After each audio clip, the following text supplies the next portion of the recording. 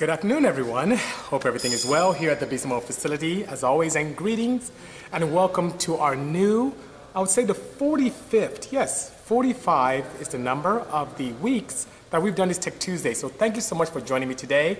Hello for those of you on YouTube as well. I'm here on Instagram Live answering questions and interacting with all of you from all around the globe. And later on, you can see this on Instagram Live for the next 24 hours, and then also hear it on iTunes, Anchor Radio, and Radio Public, which is pretty nice. So, hello everyone. Greetings, Gareth from the UK. Thank you so much for joining me this afternoon. And speaking of the UK, I really want to use this opportunity to thank someone who is very kind. Hello, Marcel. Good seeing you as well. And that person is Eden Good, who's here as well from the UK. And speaking of the wagon, sir, this I've never had before. This is a Honda detachable face that Eden Good was kind enough to donate to the Bisimoto wagon project. That'll be part of our build. So it just came in from the UK. It's really cool to have a face-off, detachable face that is Honda-based and something that is very OEM. So I really appreciate that, you know. Hello, Is. Good seeing you. Ismail, good to see you. What turbo do we use on the 2014 Fit is what Maddie Fit GK5 is asking. It was a Turbonetics.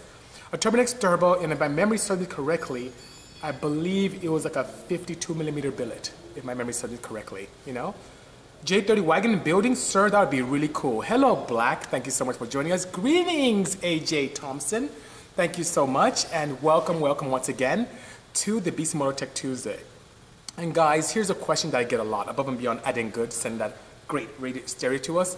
People really ask me what really contributes very nicely to the reliability of a setup, and especially with engines. And my good friend Duran and I were talking about yesterday about high compression turbo and how great it could be. And there's some things that you can really do to ensure the reliability of the engine. Hello, Torque from New York City. Greetings from Ontario, California. Thank you for joining us. Fox Design, yes, people have asked about the status of the wagon. And I'll get to that in a moment after I talk about reliability. So as you think about the vehicle that you build, your project car, it's akin to a body. So you put in good nutrients in it, you put in good fuel, you build the engine properly, so you're lifting weights and the engine is built properly. The brain is the ECU, which is very great. Hello, Heavyfoot. The one thing that's interesting is the blood. So blood is what carries all the nutrients, oxygen, takes away carbon dioxide in the body. It's the same thing with oil in the engine. And that allows you to not only help keep the engine very nice and lubricated and safe, it also does a great job in removing contaminants, keeping its suspension so it doesn't do damage on the engine, you know? AJ Thompson is asking, doesn't high compression mean more danger for knock? What it does, it actually narrows the tuning window. So it gives it the more of a challenge or chance to get more knock, but it doesn't necessarily mean knock. You have to get to that point where you can pre-ignite based upon compression. So if the compression is high enough, you can ignite the fuel before you want to, and you want to do it obviously via the spark plug itself. But if the pressure is too high or the temperature is too high and self-ignites, that can be quite damaging to many components, the piston, the rods, the bearings. It could actually splay the bearings out further, create a metal-to-metal contact on the crankshaft, and cause a spun bearing. But if designed properly, especially with camshafts in mind that can reduce the dynamic compression, you can have a very nice throttle-responsive engine with turbocharging, and they make it more efficient with high compression, especially if you're direct injected, which is pretty nice, you know? Do I use a standard braking procedure for new engines? It depends on your definition of standard, Arnie. So what I do use is Purol. As you see right behind me is the hat I have on here, and right behind me is the little logo there. Very good guys from Aerospace, and they have a braking oil that's very good for new engines. It allows for very nice interaction between the piston rings and also the cylinder walls. It protects the bearings upon initial startup, which is very critical as well, and has a high amount of zinc that does not disassociate very nicely or easily from the base oil compound, so you don't have to worry about damaging a catalytic converter after a good amount of driving. So what I typically do is this when braking. I'll get back to, which is a good segue into reliability. I first start up the engine, let it warm up to operating temperature. Make sure I don't have any leaks or anything of that nature. Get it operating temperature, shut it down, let it cool down. Check around the car for leaks again. It cools down to close to room temperature. I start up again, let it warm up to operating temperature, and then let it cool down again. And do it for the third time. And after that, if it is a car that's a race car or one that doesn't have the ability to be street faring, I put on a dyno. And then when I put on a dyno, I do a full tune. My tuning style is where I spend a good 45 minutes to an hour doing partial throttle tuning. And with that, yeah, this is engine braking I'm talking about, JDM. And with that, what I typically do is I tip in at 2,000 RPM from about, 2% throttle all the way to about 80% throttle. And I do that and tune accordingly for air-fuel ratio and ignition, and I can see on my Dynapack real time what the power is doing. And I pay attention to knock, of course. Yes, welcome, Slowpost. Good seeing you. Hello, iHooks. Yes, JGM, I'm talking about engine break-in. Greetings from Tennessee as well, Zebere. Then I go to 2,500, do the same thing. 3,000, do the same thing. So what I'm doing is I'm not constantly keeping at a certain RPM. I'm varying RPMs as I'm tuning it. After I'm done with the partial throttle and getting that ideal with air-fuel ratios and ignition timing, I then do my sweeps. And then after that, I drain all the oil out and then put in my oil of choice. And it's broken in. And not all break-in oils allow you to do that, but the Pirol formulation allows me to do that. If it's a street-faring vehicle and I don't have access to a dyno, what I would do is anywhere from 2,000 to 3,000 miles, just driving normally. I don't keep a constant speed on the freeway. I vary the throttle as much as I can, get into vacuum, pull it out, get into vacuum, pull it out, which is very nice, and that allows for a nice break-in. And when you're done, after that 2,000, 3,000 miles with a Pirol break-in oil, you drain it. It is nasty. It has all that lint and rubbish and contaminants are left over, and now you can put in your oil choice, which, of course, this is my oil of choice Pirol, which is both E85 and methanol compatible. It's very tough for oils to be compatible with exotic fuels like methanol. And when we do a lot of racing, oh, Diego says hi. Hello, Diego. Oh, no. So CJ's saying that he's heard that are you supposed to let it sit at a certain RPM to let the ring sit? No. That is not correct. If you leave it at a certain RPM and the heat stays constant, you run the chance of glazing the cylinder. It is very important that you vary the RPM to get different heat gradients throughout the cylinders. Do not leave it at a set RPM. Please do not. And I'm talking from experience. It's just not hearsay. So I hope that is a good answer for you guys. And like I said, this is my oil of choice to put in. 020s for a lot of the newer engines. I have a hybrid here in the SI, which is pretty nice. And this is very nice. About 1,700 parts per million of zinc. So it protects very well your valve train, which is very nice, How much horsepower have I seen on the dyno from oil change? On this, it depends on the engine. So what I need to do, I probably need to do one of my training sessions that I put together for some of my enthusiasts that hang around here and want to learn about the oil. I'll probably put one of those sessions up so you guys can see. But on a bone stock like a Hyundai Genesis, that makes, not Genesis, a Hyundai Elantra, which made like 120 horsepower. With this, it gained about 5 wheel, which is nice. So that's even better than some exhaust systems or intakes. On my drag car, which you can see right there peeking out, you can see that drag car, the little blue right behind the door, I gained 12 wheels switching over to this, which is amazing. This is compared to another oil that starts with T that was really not as slippery as this, which is nice, So, yeah, same here, Turbo Pineapple. Good seeing you in Vegas. I should, send me a text of your address and I'll send you some to test out. It's really good. It's really good stuff. I love these guys, Hello, Fernando. Good seeing you. Thank you so much. Fernando, I'm used to seeing you almost every week, so I hope everything is well and that you're enjoying your lunch out there in Golden Eagle. And for those of you who don't know, Fernando is a very talented individual who works at Golden Eagle. Great guy. I love him very much, Check out, it uses ceramic nanotechnology. That is, as a chemical engineer, I'm very leery on that because I do understand the differences between that technology, but thank you very much for sharing, nonetheless. What oil do I use for heavyweight oils like X50 or 60 oils? So I typically do not use any 060 weights. I've used 2050. Hello, Sam. Good seeing you,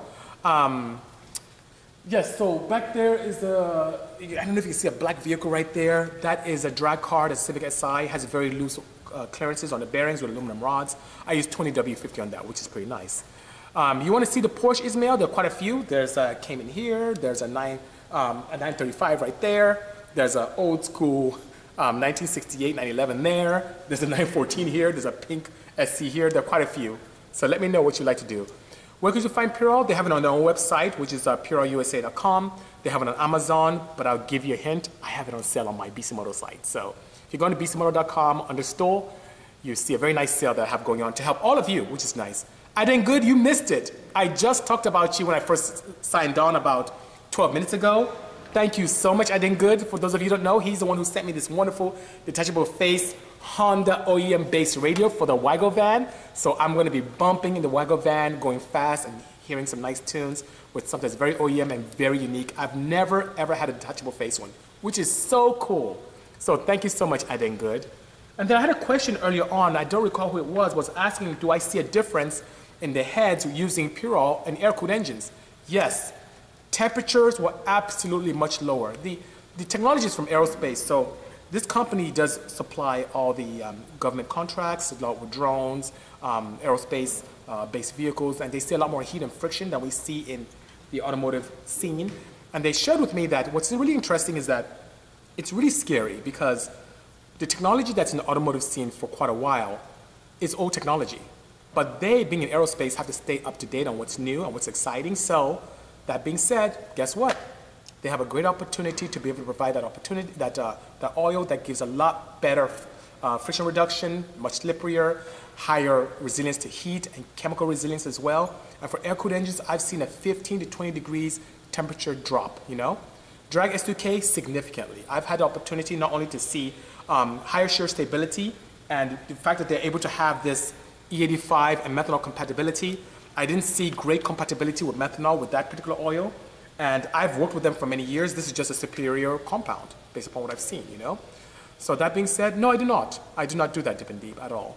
My pleasure, I did good. You're so kind. I appreciate that as well. So on air-cooled engines, I do tend to see much lower oil temps on that as well, and more power, better lubricity, which is pretty nice. Yes, I am, Dark White. That's exactly what I'm talking about, you know? Does a secondary O2 on 98 Civic affect fuel trims? No, it does not. The primary one does. The secondary is more of a, how should I say, a differential to make sure a catalyst is working the way it should, which is pretty nice, okay? I hear what you're saying, JDM, but my experience has been different as a chemical engineer. So I've tested quite a few items versus this, and by far, Pure Oil is the best compound I've seen to date. And it's no weird technology that's hearsay, she said. It's not some weird hocus pocus. It's really rooted in very good technology, and they have a contract with the US government, which is pretty interesting, you know? Oh, you have a high voltage, then you should probably change it, EJ. That being said, because if you have a high voltage code, it's possible you have a break in the system, so that'd be great, you know? Ricard, very good question. Yes, I've tested against that, and I saw higher temperatures with that particular oil you mentioned, much lower temps with Pure Oil, and more power with Pure Oil. So, like I said, I feel the need to really pull up my data and what I learned on this, and this is when I was extremely skeptical. And I did a lot of my technology research myself here in my facility with everything from modified to stock cars, and I was sold because I had the budget to test everything that I can get my hands on, including the excess that you just mentioned, which is really nice. I did good. Wagon builds. Yes, let's talk about that. So singular for now. I have 2 wagons here, but I cannot touch the second one. So for the very first one, I did something very interesting. The entire turbo system was just changed this weekend. So Marvin came by, we had a good time, and just because of an engineering challenge that I'll get into very soon as I can talk about it, because my guys from Zulu Street really want to have first dibs. As soon as we had this engineering challenge, I had to do something different with the turbo itself. So we had to kind of flip it around, and it gave an opportunity for a more straightforward exhaust system, for induction that's much cleaner and also very much apt to better flow, and aesthetically look absolutely pleasing. So things are happening very, very nicely, you know? Do I plan any collaboration with how? Yes, we do. We have quite a few. We're working on something right now, and we did some of the technology in the background, and they're going to do some stuff with the body, which is pretty exciting, you know? Oh, wow. So EJ6, you wouldn't have to because Pure Oil is compatible with other mineral oils, especially the one that you mentioned as well. So you don't have to. You see some good benefits, but of course the maximum benefit will happen on your second oil change when the whole system is completely devoid of your mineral oil that you have, your conventional oil. And you will love it because that oil you have doesn't give you really the great protection and has less than 800 parts per million of zinc, which is not good for your valve train. So we get a lot of camshafts that come in that are scarred, and that comes from low zinc oils, which is not good, you know? And something else that's great is extended oil changes. So with the oil that you're currently using, sir, you have to change it every 3,000 miles if you want to have a decent kind of protection, which is still not ideal.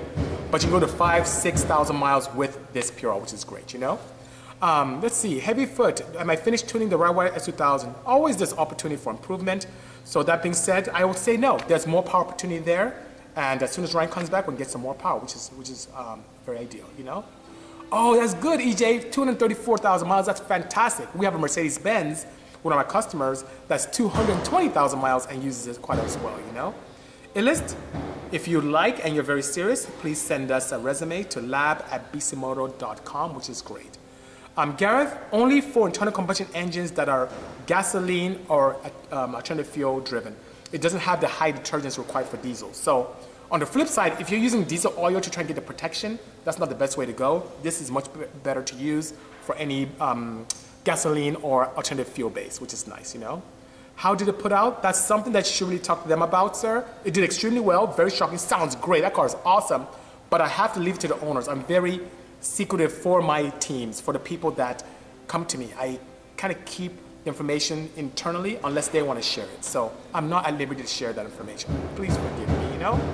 Getting a mixed answer about blow-up valve or no blow-up valve was my opinion. Composite bodies, if you're talking about turbocharging, you do need a blow-up valve. So I don't know if you mean recirculating or to atmosphere, which is a whole topic in itself, but let me know what you think. Let me know what you think about blow-up valve or none. If you mean, that being said, should you put a blow-up valve on a turbo setup or not? You need to. Because here's what happens. You compress the entire system through boost. The throttle body closes, that boost has to go somewhere. It can either bend the throttle body or go back to the turbo, and then in turn bend or break the shaft, the compressor wheels. It needs to be evacuated from that system. That pressure needs to be evacuated. So a blow-up valve allows that to happen.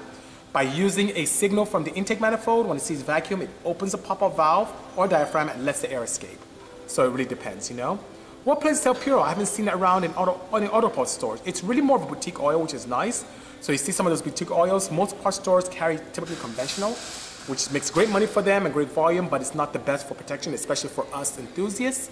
And I even use them in my daily drivers as well. So I'm a huge advocate of better protecting oils that can not only have a longer life in terms of change, but also gives me the opportunity to have better protection for my valve train. So typically you'll see it on Amazon. Amazon is a very popular place, but on Amazon, it's a good price, and on their site as well, it's a good price too, but I have it on sale for like, God, I think it's $6 or so, much more cost effective per bottle on my site, which is pretty nice, you know? Do I lose power if I change recirculating to atmosphere in the 2018 SI? So EJ8, that's a great question. Now here's the problem. On the 2018 SI, the induction is MAF-based, MAF. So it's mass airflow based. So how it determines how to add appropriate amount of fuel to the engine is by having this device, this MAF sensor. Hi Shell, good seeing you. I don't know if you're back in town. You have this MAF sensor and air flows through it. And then by how much air goes through it, sorry, the guys are working in the back, so you hear some knocking and some sparking with fabrication, so forgive me, you know? So that being said, if you have the opportunity to have airflow by this mass airflow, it converts that airflow to voltage. The ECU sees the voltage, says, we have this much of air coming in, I'm gonna add this much fuel. Now the blow-off valve happens after the MAF. So what happens if you send it to atmosphere and you have an opportunity where you have that cool sound, the air that's now to atmosphere is definitely what was accounted for through the MAF. So what you end up having is this weird short burst of a rich mixture, because your injector is trying to add fuel based upon air coming in, but guess what? You're evacuating some of that air to atmosphere. So it's better to keep it recirculating. If you have the opportunity to eliminate MAF through tuning software, that can help you keep your power, gain more, and not have that challenge. But it's best to recirculate because of the MAF sensor. In the recirculation, what it does is it blows it off and it routes it back into the intake post-MAF, which is nice. So it keeps all the air in the system as well, you know? Hello, DJ, good seeing you. Thank you so much, Constructive Ruckus. James, good to see you as well. So I've tested that 1040 you're speaking of, Sababa 72, and once again, Pure was superior. What I saw compared to the oil you saw that you just mentioned is higher wheel to horsepower capability and better compatibility with not only E85, which our gasoline in California is 10% ethanol, and also methanol as well. So guys, hang tight for 1 second. There's some music in the background. Let me turn that down just a little bit. Hang on for a second.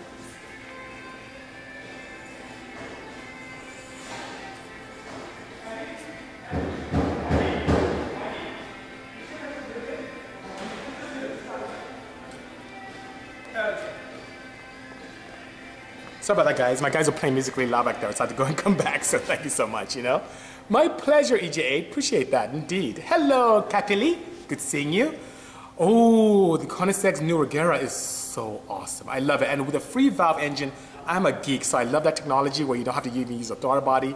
And you have infinite amount of camshaft profiles, infinite amount of throttle body positions, and you can do wonderful things with traction, which is fantastic. I think it's really on the cusp of automotive technology, which is great. It's on the forefront of anything that has to do with internal combustion, which is pretty nice, you know? So you're talking about the upper cylinder walls, EJ6. That's just adding an additive. You're adding an additive to a base oil which wasn't designed for the additive. So I'm a huge advocate of using something that's primarily blended from factory to do a job properly. So it's like saying I'm going to a restaurant, EJ6, and I'm going to buy food that doesn't taste good and just add a bunch of seasoning salt. What you're talking about is seasoning salt added to a bland meal. Why not just get a good tasting meal from the beginning? And this tastes good to your engine, which is really good. So that's what I would say. Brandon, I went to go tell my guys to turn the music down just a little bit. That's why I went. So I'm still here, you know? So they're working on that right now, CJ. Primarily, what Purell does, they have engine oils, but gearbox oils are coming. I am a Zeppelin fan, but I didn't want to interrupt what you and I are doing here, guys. By all means, you know? Free valves. Yes, free valves are awesome. Okay, so one slow, psst, very cool name, says, do any engine management systems on the market, such as AEM, have rev matching built in which can be tuned, similar to OEM rev match systems in the 370Zs? Yes, you can, with the AEM Infinity, put in a protocol in the tuning to rev match. It can be done, especially with a drive-by-wire setup. Absolutely. Other engine management systems, I'm not sure because I haven't tried them, but with AEM Infinity, definitely you can. Hello, Turbo to Go, good seeing you. For supercharged S2000, what oil do I recommend? Finore, I would recommend the Purell 5W30 if it's just a street-faring vehicle where you're just having a good time. But if you do tend to track the car or you're hard on the vehicle, I would upgrade to a 10W40 supercharged Purell, by all means. Pure synthetic with over 1,700 parts per million of zinc, and it's compatible with E85 and methanol. That's what I would recommend, you know? Okay, yes, that's a lot of power, absolutely. I haven't driven one. I would love to add in, by all means, you know? Yes, yummy indeed. Composite bodies. You're so funny. I appreciate that. Okay, can you change my trans and rack and pinion in my Odyssey before SEMA? Dipping deep? No. We are slammed here. I'm so sorry. I have so many projects going on. I even have to sacrifice a couple just to be able to catch up. So I don't have the chance. After SEMA, maybe, but as we sit right now, I don't have that capability. Please, please, please, please, please forgive me. Yes, composite bodies. We have it on the Bisimoto website on sale now. So if you go to bisimoto.com under products under the store, you'll see it there, and we can ship it out immediately, you know? Okay, a few additives, but then that would mean getting the best gas you can run before. That is correct. Same thing, EJ6. Same thing when it comes to fuel additives as well, you know? It's better to run a proper fuel than to add other stuff. AM gets you torqued. I think that's a good thing. I'm not sure. Are 3.4 liters 5 VCs any good for boost? I haven't tested that engine yet. But if I develop a relationship with Toyota, I'll be more than happy to do that, and that should be a lot of fun. Hello, Kappa Timmy, good seeing you. Adding Good is asking, do I have any plans to build a Porsche with a Gunter Works carbon body? You know, I know the guys from Gunter Works. I know the owner himself. He has another company that's very popular here in Southern California that does a lot with BMWs. And in the event that we have the opportunity to work together, I'd love to. That carbon body looks so good. They did a smashing job with that body. It looks really, really good indeed. I don't shy away from projects, especially those that are high profile and can really show our engineering prowess, which is cool.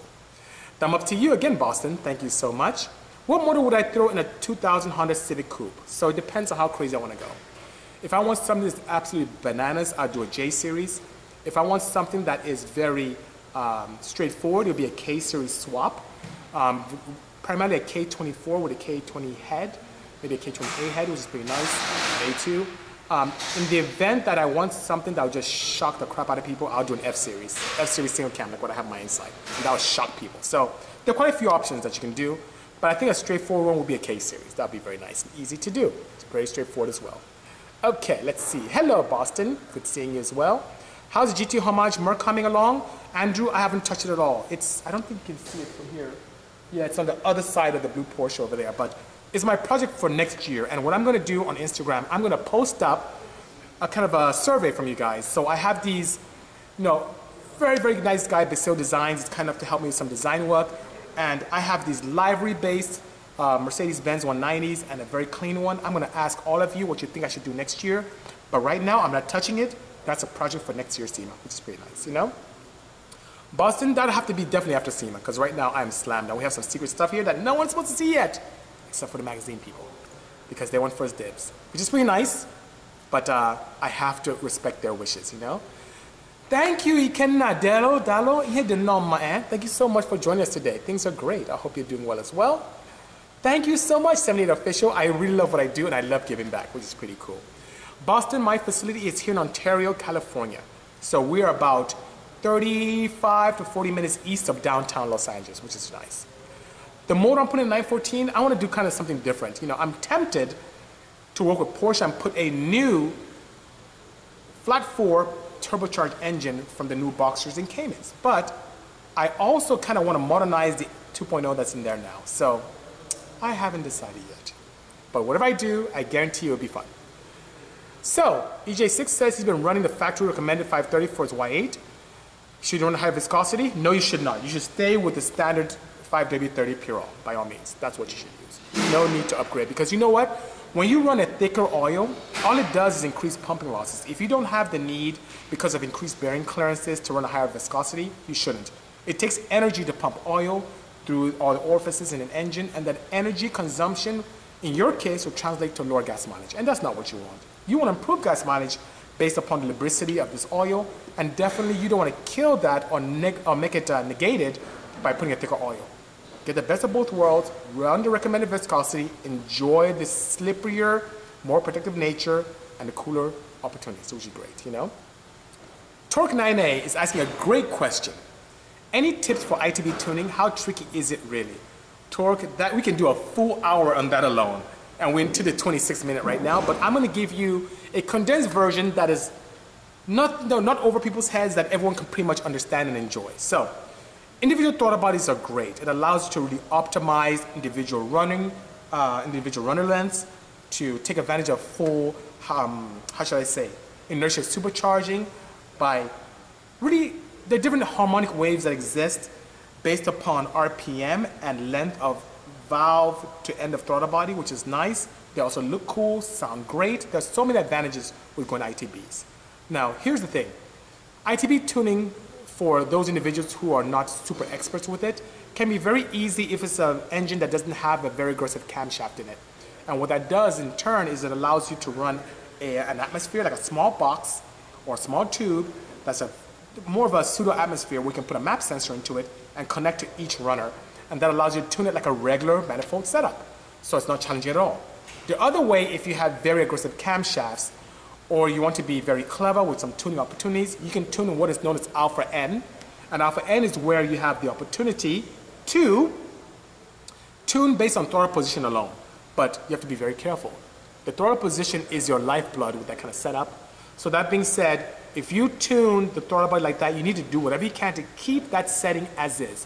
Don't go around moving the throttle body sensor or the throttle position sensor, because it can do really strange things for you. And tuning alpha N is not challenging at all. It just gives you a very interesting map based upon throttle position and fueling. It's actually much easier, and it's not as susceptible to elevation changes. And your ignition map looks a little bit different because you're not now using vacuum, you're using throttle position. You can do a combination of two depending on your engine management solution. Some engine management solutions allow you to do alpha N at idle, so you can have a nice idle and don't have to worry about having something that's very lopey on big camshafts. And then merging over to map sensor, where you get into 20 to 30% throttle, or whatever you determine is ideal. So it's not tricky at all. It just takes a little bit more attention to detail when it comes to the base map, and you tune it normally. You optimize ignition, you optimize fuel. If you have any cam control, you optimize it as well, and that's great, you know. AJ is asking, do I still have a relationship with Ford? Yes, we do. We're just on the phone with them this morning, by all means. EJ8, Texas weather gets hot. Can I run 520 on my SI instead of 020 on your 2018? You can, but also Pure offers a 020, and what it says in the back here is that it is recommended where a 020 or 520 is specified. So make life easier for you. Just upgrade to this and have a good old time, you know. What projects am I taking to SEMA? Me physically taking will be a couple Porsches and the wagovan, which is nice. So I'm physically taking that. Other projects for other manufacturers, they're transporting themselves, which is pretty nice, you know. A J-swap 1200 in your Mercedes, that'd be interesting. I'm a huge advocate of being able to keep marquees with the engine, but that's pretty cool, you know. Thank you so much for the kind words, Composite Bodies. He says that the F-Series blows his mind. Does mine too, which is pretty nice, you know. If I had to drive one car for the rest of my life, what would it be? For the rest of my life? Wow, that's a good question. It probably doesn't exist. But if I had to choose from current models, oh, you're killing me here, but dare I say, a Tesla Model X because it's an SUV that's cool, it's chock full of technology, and it's very fast. I may have some range anxiety, but you say for the rest of my life. I just have to try and find other means of transportation when I go far. But that's a very good question, Ken Shell. So EJ, yeah, I mentioned that to you as well. You can stay with the 5W30 by all means, okay? My pleasure, Andrew. So, Adengu says, please build an F22 single cam with the same attention detail as you did my Z6, my D16Z6. So, yes, you see right there, Adengu, that blue car right where my thumb is. That is my 2006 Insight. And I promised Duran, who works with me here, that I'm going to bring her back out. And because so a lot of people don't know how fast that car is, how it's a unibody with a stock windshield, ran 920s all motor, and it's an F22 single cam. So I'm going to bring it back out and try some new things I've learned recently to make it go even faster, which is pretty exciting. Thanks for the hearts, guys, you know. Manila's in the house. Hello, Randy. Thank you for joining us this afternoon. Appreciate that indeed. EJ6, absolutely. 234,000 miles is compatible with it. We have customers or Mercedes-Benzes, like I mentioned, that have over 220,000 miles with great success, which is nice, you know. Acura Rivalry on a red Porsche 944 Turbo. You give a firstborn. I can't. I'm not building in 944s. I have so much on my plate. I'm so terrified, but it sounds like a smashing idea. So thank you so much, you know. You want to send some more driving gloves? 78 Official, go ahead. I'd love to see what you have in mind. Our address is on the website, or you can DM me here on Instagram, and I'll share which address. So I love really cool wares. Let me know, and I'll be more than happy to check it out. Okay, thanks for the offer. You're very kind. Hello, Orhan. Good seeing you. Thanks for joining us. Great idea on the P project. Absolutely. Thank you so much, Randy. So why am I unwilling is what DJ is asking to tune cars with AM management systems. Sir, I am not unwilling. DJ, I tune almost everything I get my hands on. I'm not a huge advocate of some of the freeware stuff. So if you see things like Chrome or what's the other one? Megasquirt, I don't tune those because of some of the challenges with those software programs or the hardware there. But I love AEM, especially the AEM Infinity, because it does offer me the features of a high-end, you know, like the Motec ones, the high-end motorsports ECUs at a sportsman price. So I really like that. All the features unlocked. I don't have to pay for unlocking certain functions. It's really cool. But I tune K-Tuner. We're a dealer for them. I tune Hondata. We're dealers for them as well. I tune Haltech. I do e-manage from time to time.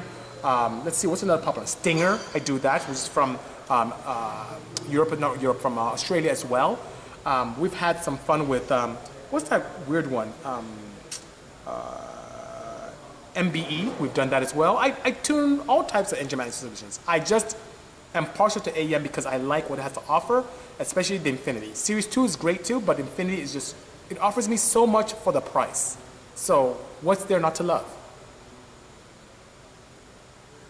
So, AJ says, he knows I'm busy for SEMA, but 1013, open track day, bring him here.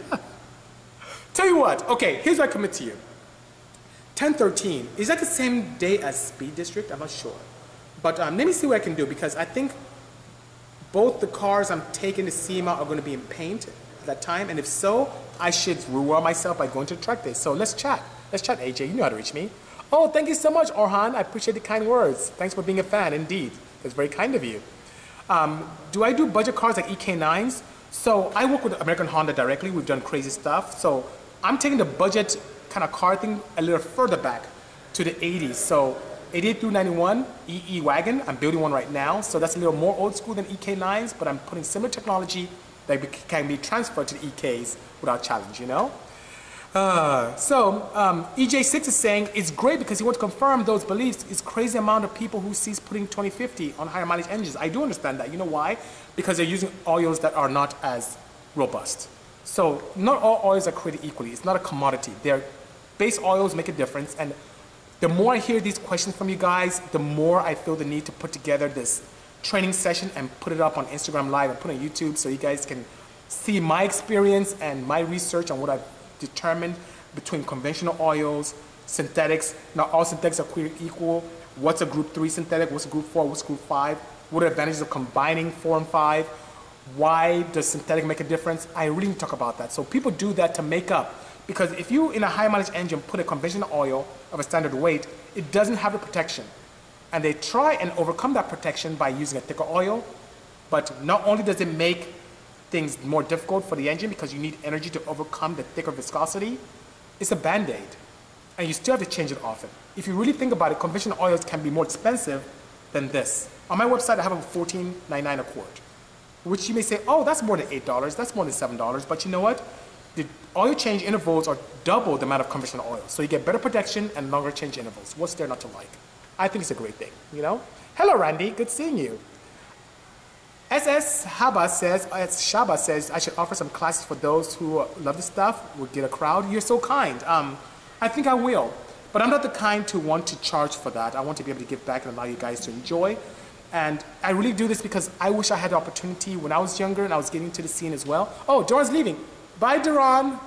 I'll call you soon. Doran's leaving and it's time for him to eat something too, you know. So thank you so much. Hello, AJ says hello, Ari and Hedy. Oh, AJ, Ari is now an accountant. So that's our background. So she did excuse herself from us and she's now doing accounting with the government. So we love her so much and she was with us for quite a while, but she's now gone towards her major. And especially since things are changing here very rapidly, and I'll talk to you about that when I see you next. But she's still around, she comes in from time to time and we'll miss her. I'll definitely send greetings to her indeed, you know? Richard LBC said he's on the loo. He's on the toilet watching. Thank you so much for watching. You know, what I get a lot is that people tend to listen to my podcast on iTunes and Anchor and Radio Public on the loo, which is pretty interesting. So I'm glad to hear that you're on the toilet listening and watching this, you know? Okay, so Randy's saying, is it normal for old Porsches to run out of battery when you don't use it for Yeah. Older Porsches tend to have drain quite a bit, parasitic drain. So the Porsches in here, from this yellow one right here to the red one right here, they're all on tenders. So whenever I park them for any given time, I put them on tenders. It's not as bad with the late model cars, but the earlier ones, definitely. I put them on tenders. I guess the guys from Battery Tender have made a lot of money from me because I buy a lot of tenders. So yes, it is normal, sir. Greetings from Lagos, Nigeria. Thank you so much, brother. I hope things day well, thank you so much for joining us, brother. Hope everything is well. Tom, you had a question. So Tom, I remember your question, Tom. Tom wrote in and asked, what do I do about G50 gearboxes when I do high horsepower? Now, the G50 is robust. You know the earlier 915 gearboxes? Those things break. They're almost like glass when you do anything more than 350 horsepower. And even at 350, you have to be very easy how you apply that power. So G50s, those things are robust, especially the ones in the C4s. Those things can handle 1,000 horsepower. So, of course, you can break anything if you act silly using unsprung clutches and dumping the clutch on a 4-puck, and you can break things, but we push G50s 4, 5, 6, 7, 800 horsepower, and it holds. So we're very lucky that GetTrack did a great job with the G50 gearboxes to handle a lot of power. I also recommend to my customers and friends and enthusiasts, if you have a 915 and want to put power to it, instead of wasting money to get custom gears, upgrade to a G50. It's awesome. It's the way to go. So I hope that answers your question, Tom, and I hope all things are well, you know? And Greg says, I bought your H2B plate back in the day for H22 swap and DC2. Amazing. Thank you so much, Greg, and I'm very honored to share that we are the pioneers of the drag race gearbox to engine adapt plate systems. And we pioneered that with my CRX with a D series gearbox and an H or F series engine.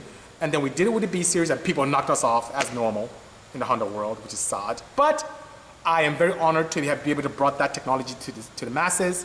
Also being able to bring, you know how everyone talks about Kinsler ITBs? Scott Cole, very great guy who's a Honda enthusiast at Kinsler. And I convinced our good friend Jim Kinsler to come to the Honda market. And now look, if you want to go fast with ITBs, you run Kinslers. And that came, once again, from our interaction here at Bisimoto, which is great, you know? So Tom, I hear what you're saying, but I see the same thing. If I let my air-cooled engine sit for a while, something with parasitic drain, my batteries go flat after a few days. I would say about the 14, 15 day, so I have to keep it on a tender. And I even know that some Porsche dealerships sell tenders that go into the cigarette lighter to help with that as well. So I'm sure there's something draining it, but I've seen that everything from 964s as far back as early 911. So it's just been my experience, you know?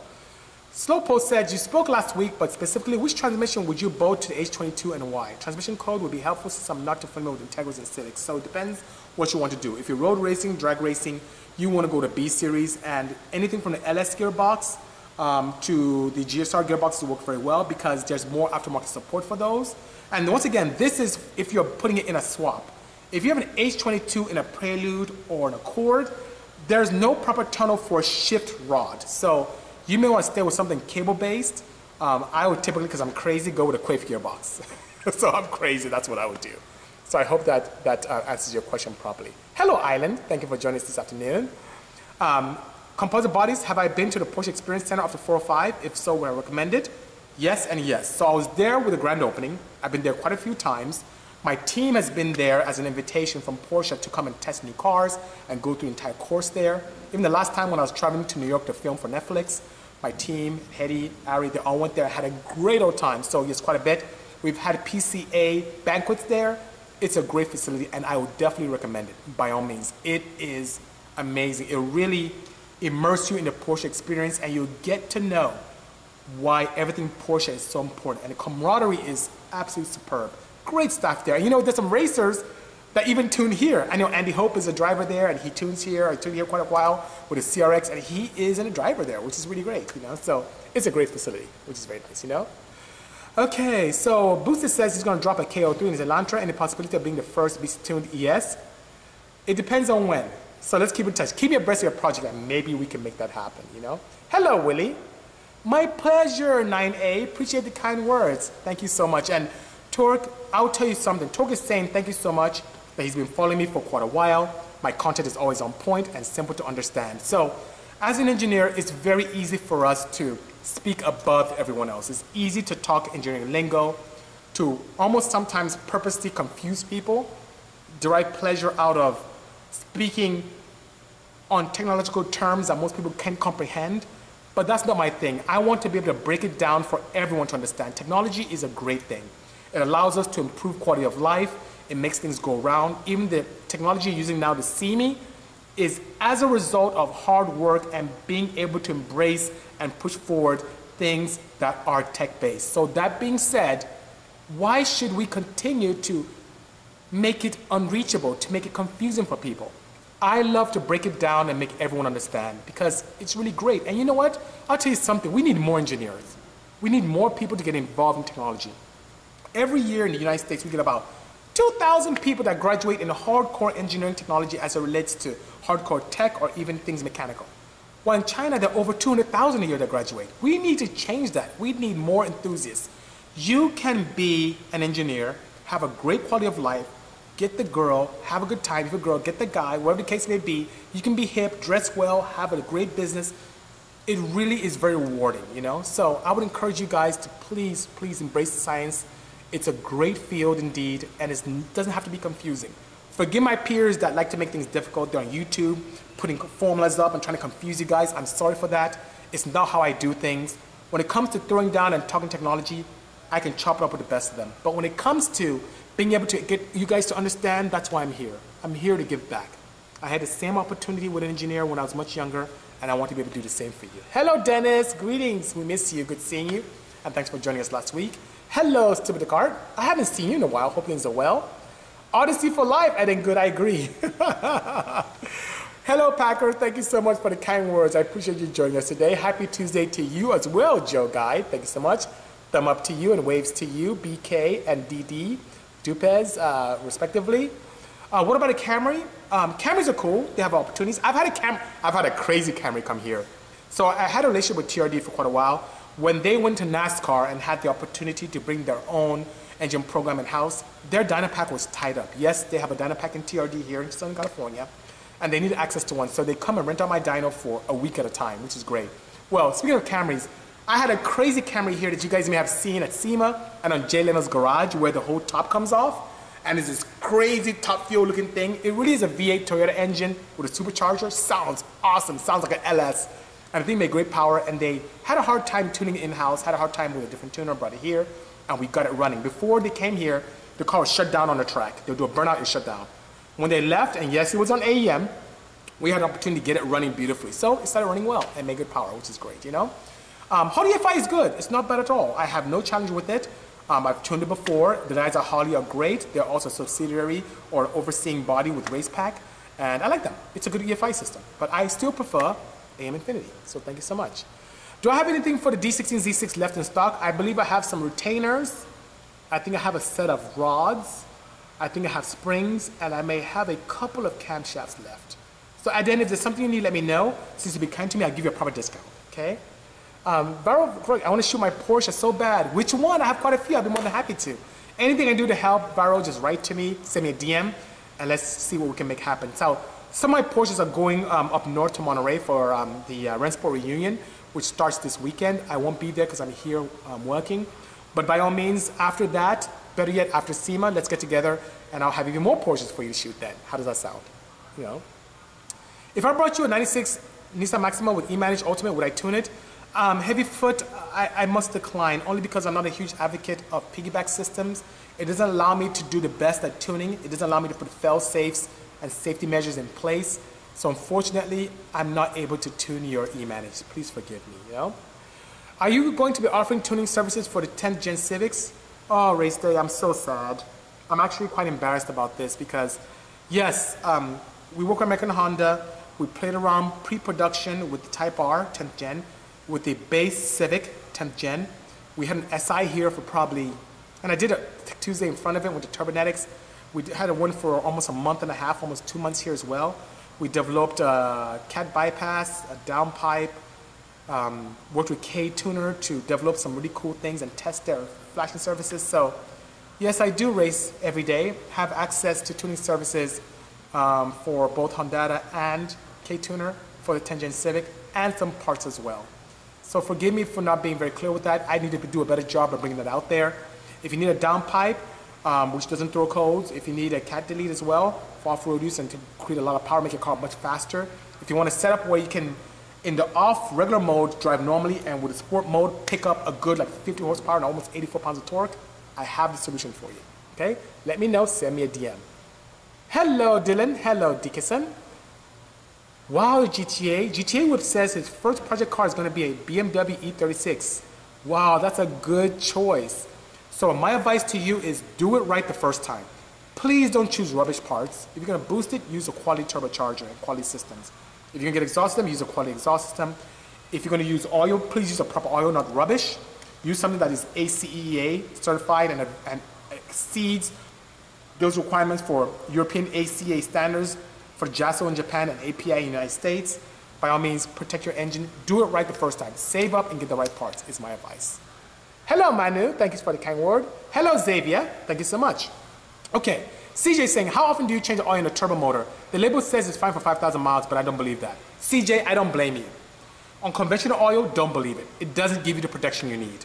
But on a proper oil, and I talk about this enough with a pure oil, you can do 5,000 to 6,000 miles without problems. So all oils are not created equally. Please, CJ, do not do that with conventional oils. You will end up not having the protection you need.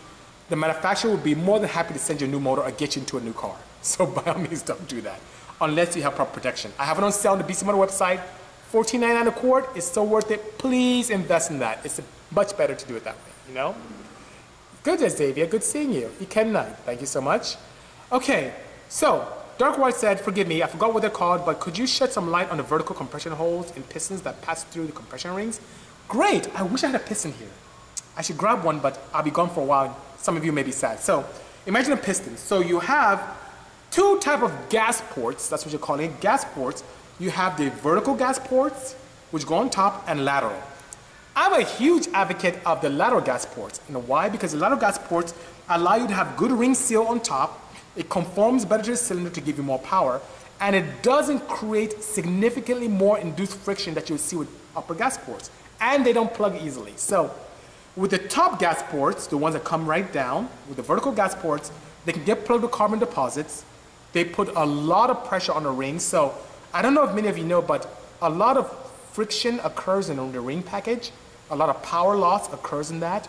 So whatever you can do to get good seal and reduce the amount of friction in the cylinder always results in better power. It's so crazy that even in my race motors, I don't run a second ring because I pick up power doing that.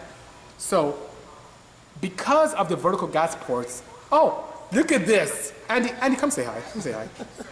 So guys, this is Andy. He's a very talented fabricator. He is right here. And he brought me a piston, which is so kind of him, so kind of him. So that being said, on this piston top, the vertical gas ports exist here, so there are holes all the way around.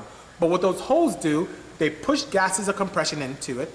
It also goes into the top ring, which pushes the top ring out and allows for a better seal. But you know what happens? It puts a lot more friction, it robs power, and it also wears down the top ring easier. Lateral gas ports have porting on the sides. So you have a very nice strategically placed holes on the top ring. Gases go through the side of the piston, go into lateral gas ports, and have a gentle improvement of ring seal without being able to get easily clogged and without putting a lot of more pressure that can rob power. So that's what happens, and it's something that you should do. On street faring vehicles, when you want to put a lot of miles, it can really cause a lot of piston ring wear, so it wouldn't last hundreds of thousands of miles. But on a performance engine, road race, drag racing, rally, by all means, there's some benefits there, you know? Mr. 18125 asks, is the 935 behind me the one driven across country for Lift Call 2017? No. This came from the UK. It's a good friend of mine, Rod, and he brought it here because it's a proper 935, but in the UK it was converted to street duty, so it has these weird headlights and tail lights that allow for MOT compliance for street faring activity in the UK, but it's frankly quite ugly, and it has a very old Hestech system from Europe, which is DOS based. So we're going to upgrade this to Infinity, upgrade the turbochargers, upgrade the wiring in it, have the opportunity to improve everything to make it an impeccable driver, and to put it back to its original glory with the front end. We found the original mold for the 935 here in Southern California, and we're going to recreate it and have a lot of fun next year. So, you know? Yes, CJ says, can we get my podcast on Spotify? Yes, you can. On Spotify, do a search for Bisimoto, and you see the Bisimoto Tech Tuesday, and you'll have the opportunity to do that, you know? Manu says he's French. He loves many projects and cars. Thank you so much, and if that's what we do here, we love it too. So what you'll notice on my website is that I've really put away a lot from retail, but my project car passion will not decrease, but even increase. So you can see a lot more exciting projects next year, where I can get many of you involved as well, which is pretty exciting, you know? My pleasure, Randy. I'm here to help. Riri from Saudi Arabia, thank you so much for joining us this afternoon. Hope things are well in your region. Thumb up to you as well, Riri. Thank you, Eken. I appreciate that. Thank you, Tom. You're very kind. Cheers as well. Hello, Linko. Hello, Jason. Racer saying, am I available to drag race at Fontana on the November 18th? Huh. I wasn't even aware of that event, Racer and Tuners. Send me something, a link, if you can be most obliged to do that for me. It'll be after SEMA. I'll have time. I would love to take the inside out. I haven't raced in a while, and I miss racing so much. I've raced road racing with the center seat red Porsche, but drag racing is where I hone my teeth. I love it. Natural aspiration is what it makes exciting for me. I wouldn't mind right after SEMA to try and get that car ready and go out there and have some fun, you know? Tenon is asking when am I coming to Germany? Probably sometime next year, first or second quarter. You'll be able to see me there, you know? Dip and Deep says, no company to rebuild the J-Series rack and pinion on the Odyssey. I don't know offhand, but I may have someone I can refer you to. So send me a quick DM, Dip and Deep. I probably have two options that if they can do it, they can point you in the right direction. Thumb up to you as well, Beamer Site. Do I have a recommendation, Arnie SoCal asked, for oil filters? Yes, I do. I love Canon filters. Their technology is absolutely superb. I like the newer Fram stuff as well, but I'm a huge advocate of the Canon, and I like factory. If you cannot find Canon, a higher-end Fram or factory, Bosch is not a bad idea to use, by all means, you know? Colin's asking would I drive to work today. It was a 325 BMW, convertible. What am I visiting for Phoenix? Would you like to meet you and show me my build? Aden, I would like to come first quarter next year, by all means. So Darryl and I have been talking quite a bit, and I haven't been there in a year plus. I need to come out. I definitely am past due a visit, you know? Do I think the E36 9299 3 Series could benefit from a wide body and more tire? With more power, Beamer, yes. In factory format, it will be a slower car. It will look cool, but when you add more drag, more weight, and more tire, it makes a car that's factory slower. If you put a lot more power that requires more meat, that is a better way to improve handling, safety, and enjoyment by going with bigger tire and a wide body system to be able to cover it and make it aesthetically appealing. So I hope that helps. Hello, Bye Glitzy, good seeing you. Things are great, had a son, haven't been on so much, Super Descartes. Oh, congratulations, sir. Having a son is fantastic. I have a son who's 8-9 months old, and it's great as well. So enjoy, time flies. Before you know it, he's a teenager or in college. Hello, 211 SR Performance. Good afternoon. Thank you for joining us this afternoon. I appreciate the kind words. Wow, I think Spain is in the house. Hello, Naho. Good seeing you. What's the next car event I'm going to attend? I would say SEMA. That's what I plan. Or the upcoming, if AJ and I get together, maybe I'll go to an event on the 13th. Or maybe next Speed District, which is pretty nice out here in Fontana. But for sure, SEMA, which is nice. And after SEMA, I'll keep you guys posted. What is a cat bypass, AJ Thompson 78 is asking? That is where you have a pipe that eliminates the catalytic converter. So in California, that's against the law for street-faring vehicles and only allowed in off-road vehicles only. So it does a great job in removing the restrictions of the catalytic converter, which acts more as a device that inhibits horsepower by causing some exhaust restrictions.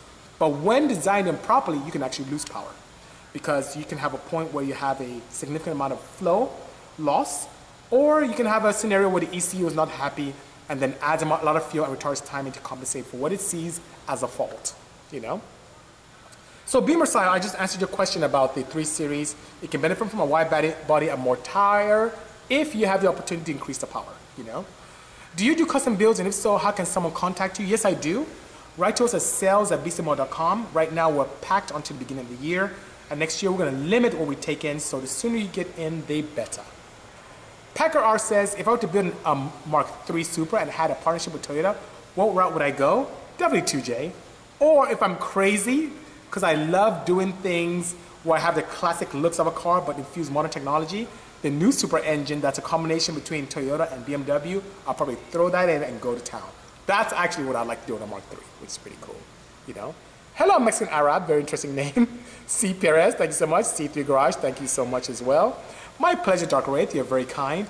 Oh my God, it's an hour already, guys. Thank you so much for your participation. I had a great time today. You are absolutely fantastic. One slope, I may have H2B access. Please write to me and send me a direct message. I can help you out. Things are going well, Lorenzo. Miss you so much. Hope you and the family are doing well. Erwin, I recommend a Bisimoto header, which is nice. I may have one more in stock, so hit me up and I'll give a good price on that. So, guys, enjoy. Thank you so much for joining me this afternoon. Please give me some feedback on how this session went. I will see you on YouTube. If you want to see my previous ones, go ahead and subscribe on the YouTube channel on Bisimoto, and also the link is in my bio here on Instagram. But have a great day, stay tuned, and see you guys soon. Cheers.